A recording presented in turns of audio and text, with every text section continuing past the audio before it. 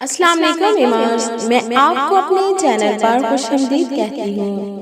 پیارے ویورز، آج میں آپ کو اس ویڈیو میں ایک بہت خوبصورت واقعہ سنانے جا رہی ہوں۔ یہ واقعہ ایک تابعی کا ہے جن کی بیوی حاملہ تھی اور اس تابعی کا نام فروخ تھا۔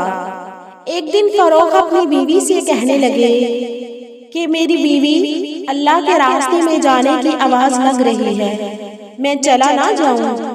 بیوی کہنے لگی، دیکھو فروخ، میں تو حاملہ ہوں، میرا کیا بنے گا؟ فروخ نے کہا، تو اور تیرا حمل اللہ کے حوالے ہے۔ فروخ اپنی بیوی کو 30,000 درہم دے کر جانے لگے اور یہ کہا، یہ تیرا خرچہ ہے، رکھ لے، میں اللہ کے راستے میں جاتا ہوں۔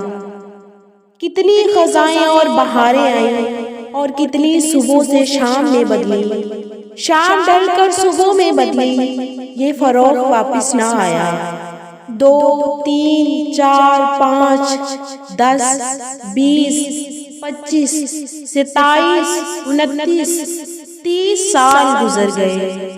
ایک عورت نے دیوار کے ساتھ جوانی گزار دی، فروخ کے لوٹ آنے کی خبر نہ ملی۔ 30 سال گزر گئے۔ ایک دن ایک بڑے میاں مدینے کی گلیوں میں داخل ہوئے، پراگندہ، شکستہ حال، بڑھاپے کے آثار، اور اپنے گھوڑے پر چلے آ رہے ہیں۔ 30 برس میں تو ایک نسل ختم ہو جاتی ہے۔ اب یہ پریشان ہے، کوئی مجھے پہچانیں گے کہ نہیں پہچانیں گے؟ میری بیوی مر گئی یا زندہ ہے؟ کیا ہوا، کیا بنا؟ گھر وہی ہے کہ بدل گیا؟ انہی پریشانیوں میں، غلطیوں میں اندر جو داخل ہوئے تو گھوڑے کی آواز، اپنی آواز، ہتھیاروں کی آواز سے بیٹا بیدار ہو گیا۔ دیکھا تو ایک بڑے میاں چاند کی چاندنی میں کھڑے ہوئے ہیں، تو ایک دم جٹے اور اس پر لپکے اور گریباں سے پکڑ لیا۔ اس تابعین کے، اس فروخ کے جانے کے بعد اللہ نے اس کو بیٹا عطا فرمایا۔ بیٹا 30 سال کا ہو گیا۔ جب باپ واپس آیا تو بیٹا نہیں پہچانتا تھا۔ اس لڑکے نے، بیٹے نے باپ کا گریبان پکڑا اور کہا کہ اے جان کے دشمن، تجھے شرم نہیں آئی؟ بڑھاپے میں یہ مسلمان کے گھر میں بن اجازت داخل ہوئے، ایک دم جھنجھوڑ دیا، جھنجھوڑا اور ڈر سے گھبرا گئے۔ وہ سمجھے کہ شاید میں غلط گھر میں آ گیا ہوں، میرا گھر بک گیا، کوئی اور اس میں آ گیا۔ کہنے لگا، بیٹا معاف کرنا، غلطی ہو گئی، میں سمجھا میرا ہی گھر ہے۔ تو ان کو اور غصہ چڑھایا۔ کہنے لگا، اچھا، ایک غلطی کی اور اب گھر ہونے کا دعویٰ بھی، چلو میں ابھی تجھے قاضی کے پاس لے چلتا ہوں، تیرے لیے وہ سزا تجویز کرے گا۔ اب وہ چڑھ رہے ہیں اور یہ دب رہے ہیں۔ ادھر سے بیٹا غصے میں آ رہا ہے اور ادھر سے باپ اپنے آپ کو دبا رہا ہے، خاموشی اختیار کر رہا ہے۔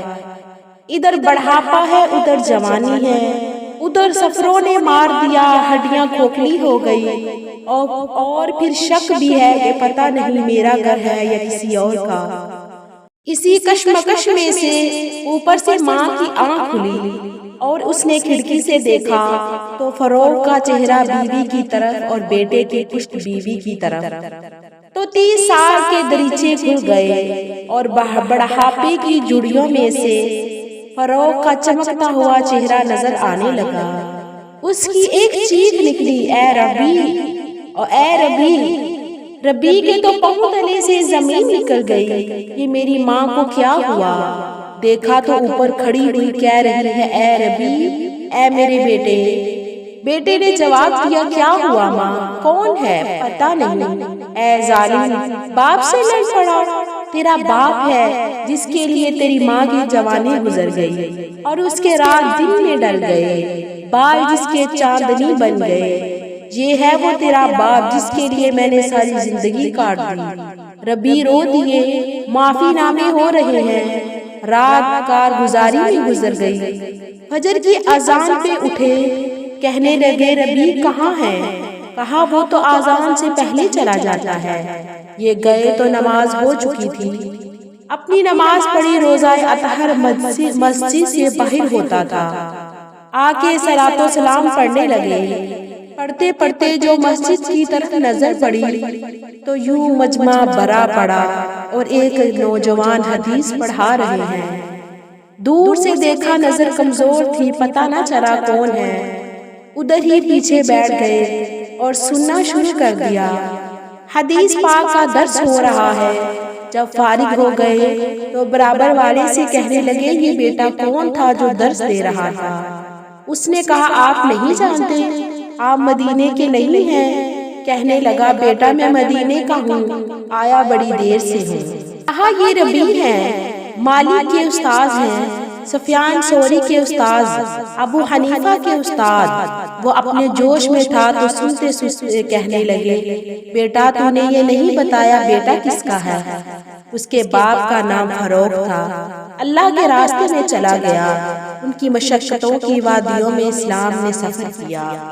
یہ سنتے ہی باپ کی آنکھوں میں آنسو آ گئے کہ اللہ کے راستے میں خود چلا گیا تو بیٹے کو اللہ نے اتنا نوازا، اتنی ایمان دولت سے نوازا کہ وہ جتنے بھی بڑے امام گزرے ہیں وہ سب کا استاد بنا۔ تو جو انسان اللہ کے راستے میں اپنے آپ کو چھوڑ کر نکل پڑتے ہیں، اللہ تعالیٰ ان کا مددگار بن جاتا ہے۔ اگر ویڈیو اچھی لگی ہے، واقعہ سمجھ میں آیا ہے تو ویڈیو کو لائک اور شیئر کریں اور چینل کو سبسکرائب کریں۔ شکریہ۔